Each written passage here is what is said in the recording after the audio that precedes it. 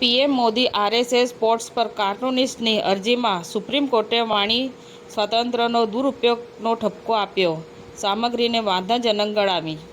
રાજ્ય સરકાર દ્વારા રાષ્ટ્રીય અન્ન સલામતી કાયદા 2013 એનએફએસએ હેઠળ મળવાપાત્ર વિતરણના જથ્થાની જાણકારી આપવામાં આવી. અરવલ્લીના ભિલોડા વન વિભાગ રેન્જમાં બાવળિયા ગામમાં ડ્રોન ટેકનોલોજી દ્વારા સીડ બોલનું વાવેતર કરવામાં આવ્યું. કેન્દ્રીય ગ્રામીણ રાજ્યમંત્રી શ્રી પેમાસા ચંદ્રશેખરે કહ્યું કે વિકસિત ભારત માટે વિકસિત ગામો બનાવો. વિજયનગર તાલુકાના દડવાવમાં સરપંચ પદે ચંદ્રિકાબેન લલિતભાઈ ડામોરનો અભિવાદન કાર્યક્રમ યોજાયો હતો, જેમાં ગુજરાત રાજ્યસભાના સાંસદ રમીલાબેન બારા અને સાબરકાંઠા અરવલ્લી જિલ્લાના સાંસદ શોભનાબેન ઉપસ્થિત રહ્યા હતા.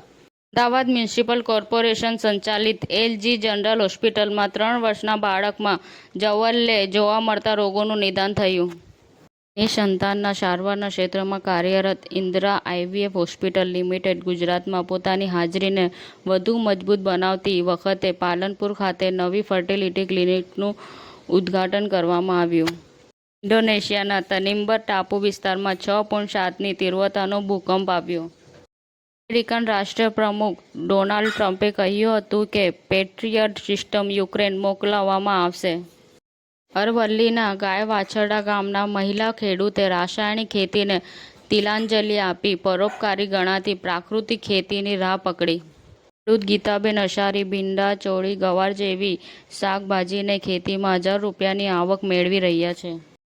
હિન્દુ ઉદ્યોગપતિની ક્રૂર હત્યાથી બાંગ્લાદેશમાં આક્રોશ, 7ની ધરપકડ કરવામાં આવી. સમાચાર ટુડે ન્યૂઝ ચેનલની ટીમ અને જે સત્ય છે તે જ બતાવશે. આપ જોતા રહો સમાચાર ટુડે ન્યૂઝ ચેનલ. ગુજરાતની ધરતીનું ગુજરાતીઓ માટે જ, એટલે કે સમાચાર ટુડે ન્યૂઝ.